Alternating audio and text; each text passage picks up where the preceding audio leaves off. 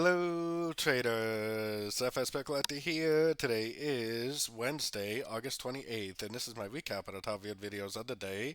And the pound US dollar came in number 3 today, so we're going to do a quick recap on the 1 hour time frame. If you'd like to see my full top down analysis on the pound dollar from this morning, make sure you check out the video linked at the end of this video over here. So pretty decent push down today, and technically we are breaking structure on the pound dollar.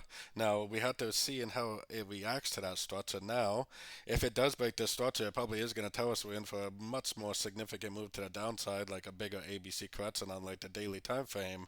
Now I have my Fibonacci extension from here to here and projected off the top of here, just in case we are looking at like an irregular way B or some sort of a flat pattern. Really, the maximum that this would go in that case is probably the 161, 178. So if it does pull back and respect these levels, make a nice engulfing move up, I still would take it as a long because the trend would still be up.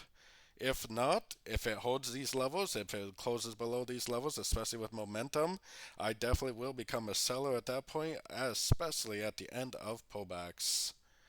So, as in for tomorrow, we do have a little bit of news coming out tomorrow. We got Spanish CPI and German CPI coming out tomorrow.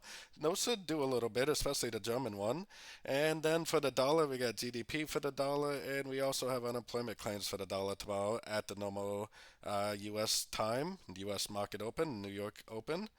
And then the rest of this news is probably not really that big of a deal. Jordan speaks could possibly move the Swiss pairs a little bit. But that's the news for tomorrow.